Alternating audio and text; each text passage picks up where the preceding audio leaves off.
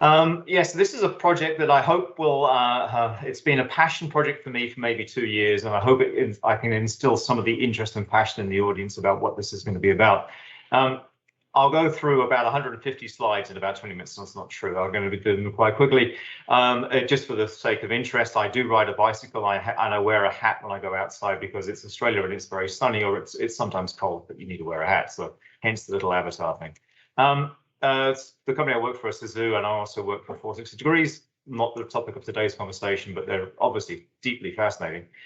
I want to talk about guardianship and why it's important for all of us. And I absolutely genuinely mean all of us, any one of us listening on to this particular presentation.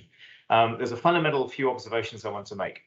Firstly, guardianship is a part of all of our lives. So at any one time, we were once children being looked after by adults. Perhaps as adults, we have become parents ourselves and look after children. Perhaps we've looked after friends. Perhaps we've had to look after our own parents at times. And perhaps at times we may be cared for as elders.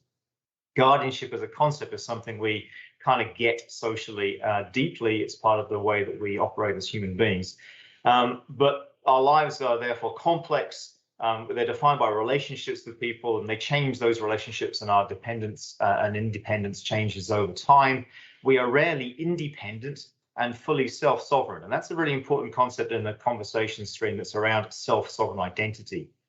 So at the moment, as it stands, we don't really have any good model, or in fact, any model at all for guardianship in our digital lives. If any of you had the misfortune to have to look after the estate of a deceased person that was part of your family, or perhaps you're now looking after the affairs of someone who no longer is financially able to look after themselves, or intellectually able to look after themselves, you need to take kind of ownership or control of things that were once theirs. And that can be very difficult. It'd be very difficult to prove you have that right or that responsibility. And that can be very traumatic in a time when it's emotionally charged anyway to do these things. So it can be very confronting. We've heard people say quite genuinely, quite in some senses of anguish, that they will never kind of work with banks and others again who have not provided them with good service in those situations. And yet, of course, it's very important you do check very carefully that someone isn't behaving as an imposter and actually trying to take over things. So we've tended in identity terms to fixate on proving the identity of an individual and not relationship rights or duties of people. And we just don't have the tools for guardianship. So in the absence of this good solution, we have this effect where we get bruised, demeaned, and diminished. And that was the phrase that I was thinking of earlier, that I'll never bank with them and I'll tell my friends to leave them too. And we kind of need a better way. Now, this work that I'm about to describe started in around about 2019, as far as I was concerned. It's probably predates that as well. A group from the Sovereign Foundation of Task Force were writing a white paper on guardianship during 2019. I became part of that towards the very end. That white paper was published at the end of 2019, and a working group was established to carry on doing the work. I was the chair, I am still the co-chair of the APAC group with my good friend and colleague, Joe Spencer. And during the 2020 period, we worked with some very, very good people in Europe in particular, and also in New Zealand on two documents. One was an implementation guideline, the other was the technical requirements document. And since that time, we've been doing presentations, articles, and other papers around the concept of guardianship as we've kind of decided we can express it. And as you see on the far right corner, you are here. You're at the EIC Conference 2021. And we're going to talk about the journey and how we got there. So during 2020, we thought we would have a very simple job to do. We thought we'd just be able to pull together the bits and pieces like Lego bricks from SSI and create something that would describe how you would do guardianship. We didn't want to solve the problem, by which I mean I give a sort of precise definition of guardianship and exactly how you should solve it for any case of guardianship around the world. We kind of figured that would be a bit tricky and a bit hard. But we just wanted to get a kind of like a blueprint approach that would encourage good design. But we found there was a problem. The white paper I mentioned in 2019 had two use cases. Those use cases focused on Maya, a refugee child in a camp, and Jamie, who was suffering from dementia in, I believe, Canada.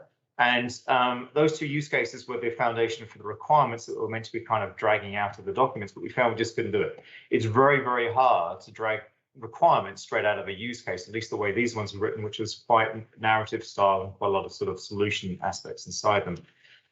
And then we realized, of course, that guardianship actually doesn't have a one-size-fits-all solution. The countries that you come from or are in right now, the places you've been to, all have different understandings of what a role of guardianship might mean. It'll have different words for it, different kind of expectations of rights and duties. It doesn't sort of fit. In fact, there's a chapter for the Self-Sovereign Identity book written by Kalia Young and Jeff Oresti on why exactly we don't understand guardianship in the same way. And it starts with a sentence that says, guardianship doesn't mean what you think it does. And I think we realized that some way during 2020. So we had to have a way of thinking about it that would allow us to understand guardianship in a way that was generally applicable enough for us to sort of move forward. And we actually started working with stuff that was coming out of the ESIF lab and a group from TNO, as well as the other colleagues from Sovereign and other parts of the world. And we started building a mental model. So we didn't take a straight path. I'm not going to read all these bullet points out, but basically we wandered all over the place. And in fact, the way we like to think of it is we rediscovered the design squiggle, which I don't know if you've seen the design squiggle, but you start off by thinking this design is going to be simple, it'll be very easy to do, no problems. And then you start realizing all this other stuff starts getting in the way and you move all over the place. And after a while, if you're lucky, you start seeing patterns and things get a bit simpler and you start moving towards a better place and maybe things become simple again. And that's effectively the journey we took throughout most of 2020. So we worked out 5 things. First thing, and you'll see a model as to how it works, is that jurisdictions, by which I mean the authority by which the guardianship arrangement is recognized, are essential to guardianship. Now, we consider a jurisdiction to be generally a legal state, a country, or a state of a country if you have laws per state. But we can actually consider jurisdictions to be any organization or recognized authority. You could have a jurisdiction which is a company. You could even have a jurisdiction which is a house, in a sense that the household recognizes somebody has a responsibility to somebody else. So you could create a guardianship credential. That would probably be a very strange relationship in a house to actually do digital relationships. But anyway, you can imagine that a jurisdiction has a flexible interpretation in our model. We needed to work with existing laws. So we basically wanted to recognize the safeguards and the protections and everything else that are provided by existing laws. We didn't think that guardianship should demand any law to be rewritten unless, of course, that law demands things to be done in person or with things like wet signatures and so on. So we wanted to align with and even augment the sort of physical relationships and ways of understanding guardianship that already existed. The next thing we were working on was the idea of using a verifiable credential, a W3C verifiable credential data model as a standard for expressing guardianship. And that proved to be relatively simple, actually. The verifiable credential offers you a number of different attributes to play with by sort of standard, but of course you can augment these and add other claims and qualities into your verifiable credential definition. And I've listed a few of the ones here that are sort of kind of obvious for a credential that expresses a guardianship arrangement. So you'd want to know who issued this credential, which the jurisdiction that they are from, who it is given to the guardian, who it refers to, the subject or the dependent. The type of relationship, is it a power of attorney or power of medical attorney, power of financial attorney, or some other form of relationship? What are the rights and duties specifically for this relationship? And maybe it has a start date, maybe it has an end date. If you think about being a parent for a child, then at a point in time, they're generally considered an adult, and that may be whatever age it is in the jurisdiction, 18 or 21. So it may have a natural end date for an event point of view, or it may have an end date because it's only been given a certain amount of time for this particular caring relationship to exist. So a number of facets can be added to the guardianship credential. The mental model that we defined, we realized was absolutely essential. Unless you have this context and understanding, then it becomes really difficult to get your hands on and your mind around the idea of something like guardianship. And if you've built such a mental model, you've got to test it and you've got to see if it behaves the way you expect it to. Does it accommodate all the use cases you can think of? Would it actually work in practice? You've got to test your mental model. The next thing is really an observation that came out of some of the discussions that, in fact, are still ongoing to some extent about wallets, digital wallets. So there are a number of ideas that have been expressed that it would or it should be possible for a guardian, in a sense, to take over the wallet of the dependent to gain access to the credentials that the dependent has, and then to make use of those credentials on behalf of the dependent. Now, our sense in the authoring group that created these two documents was that actually that's probably not a good idea.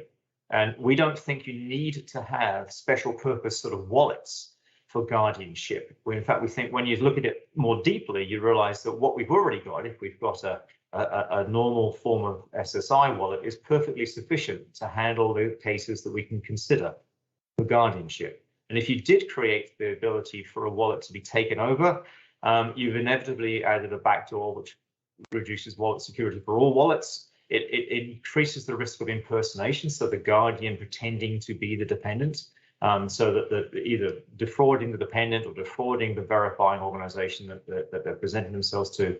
And in many ways, we felt it erodes both privacy and dignity of the dependent. So what's in these two documents that I've referred to? First is an extraordinarily colorful diagram. This diagram is the mental model in pictorial form. And I'll just briefly describe some of the key points of it. There are three areas shown in this diagram. The first is the governance area, which as you'll see later refers quite neatly to the trust over IP idea of a governance and a technical stack for frameworks.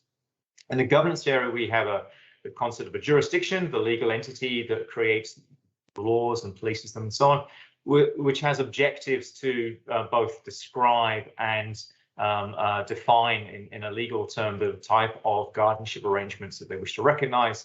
Each of those guardianship arrangements, when we think of defined time, has a type. So there could be a number of different types. I've mentioned two so far about powers of attorney, where you might have a medical power of attorney or a financial power of attorney or others. And you may have a recognition of parents or wards of court for children and so on. Each of those types of guardianship may have duties and rights on both the behalf of the guardian and the dependent, in terms of what the two of them have as a relationship rights and duties. And when you have an instance of it, a runtime instance of it, then you'll have an instance that is a guardianship arrangement. You'll have the duty and rights become extant in terms of that arrangement type. The stakeholders then become legal entities that are recognized by the jurisdiction, and the jurisdiction is basically enforcing that arrangement as it exists. That's the way the mental model works in a brief sort of run through. We also in these documents propose ways in which you might describe the credential in terms of sort of verifiable credential templates and other elements. This is some reasonably technical work in it. And we went through a whole bunch of detailed reviews of these two use cases I've mentioned. And we found when the use cases were presented as video content and sort of online. And what we found was when we did the transcripts of those particular videos, there was a lot of interesting kind of issues with the way that things were provided. Some of them were actually solution-oriented approaches, such as sensors inside the soles of shoes to know when someone living with dementia has wandered sort of somewhere they can be found because their shoes have sensors. I mean, that sounds a bit odd, but it's actually quite sensible, because one of the things people don't tend to forget to do if they have dementia is to put their shoes on when they go outside, but they might forget to put their phone in their pocket or some other device. So it wasn't a silly idea, but it was an unnecessarily detailed solution point. So we found that there were some issues to do with those use cases. We only came up with 24 requirements, which, if you think about what we're trying to describe, is a phenomenally small number of requirements. So that proves, we think, that the fit with verifiable credentials is really very good. And then we have 7 items of future work. So we've seen some work already validating this approach. So one of the key workers for the working group, Seri, worked with the TNO, Rabobank, and KNB to demonstrate an approach in this year, in 29th of April. And we've been, Joe and myself, have been working with the Good Health Pass Blueprint team to provide an addendum on guardianship for that group. We need different kinds of assurance levels, the types of guardianship credentials that we have, like the NIST levels of assurance and so on. We need to have a look at that wallet takeover issue. Is the way we've understood wallets the right way to understand them? Are there, in fact, some things that might be useful from a wallet? You'll see later I have an idea about, I think, a presentation.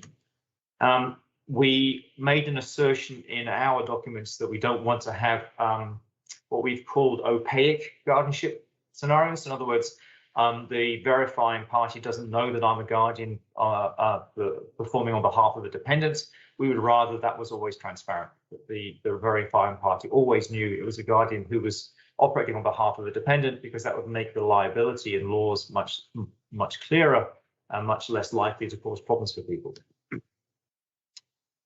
We realize that the approach we've taken with guardianship actually is applicable to many other things.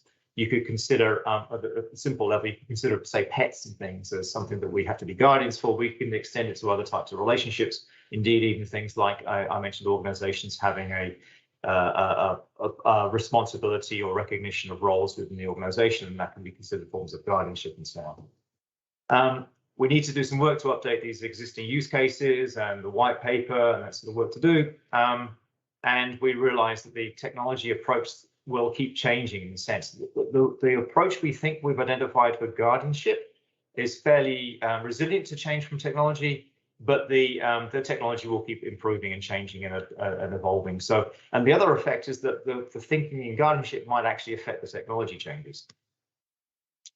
5 last things to consider. Discovery. Discovery is an idea that says if an adult who has had an active life becomes incapable of looking after themselves, and if they are now in this wonderful SSI world, which our previous presenter was also talking about, they may have accumulated credentials. Now, the guardian needs to know quite often what it is that they have in their lives that the guardian now needs to be responsible for, things like bank accounts or savings accounts or other items. Now, the dependent may not want to share those things, or may be incapable of sharing those things. So how does the guardian find out about them? And that may resolve itself in some form of discovery. We have to be careful about that. It's not the same thing as a wallet takeover. It's about a way of presenting the credentials that exist, and then the guardian taking the appropriate paths to confirm with those credential providers their role as the guardian. But there may need to be a way of discovering things. We may need to have a way of ensuring appropriate representation. We don't want guardians pretending to be dependents. But if a guardian has received credentials on behalf of dependents, so think of a parent whose child gets vaccinated, it's quite likely the parent receives the vaccination record, but at a time in the future, the child may want to have those records, those health records or academic records, other things the parent accumulated themselves. And one thought would be that you kind of have to hand them over. The other thought is that, in fact, if you write them the right way, those credentials were always meant to be for the guardian. They're given to the guardian, but the subject is the dependents. It's right that the guardian holds them. It is also right that the dependent may also get their own copy when they become an adult or recover independence. Oh, a couple of last things. The receiving parties are key to the whole process working. Unless it is pointless having a guardianship credential unless someone recognizes that it's worth something, it means something, and they should do something about it. And inevitably, it's up to the receiving party to decide whether that credential is good enough to allow you to do something. So that's as much a social political issue as it is a technical issue. And we need to be mindful, I suppose, of this very, very human condition we're describing here. We need to balance agency, dignity, and care.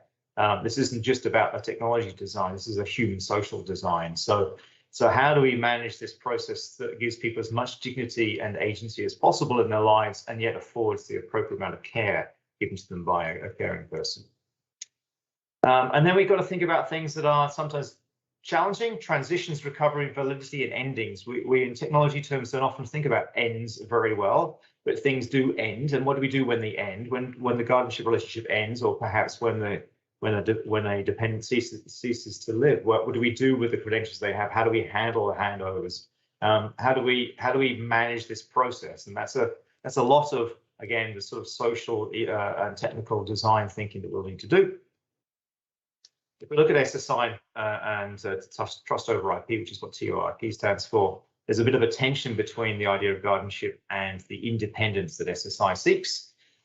So what we need to do is look at the relationship between these two things. In fact, there's a very natural one. These two diagrams, the one on the left that you see comes from trust over IP.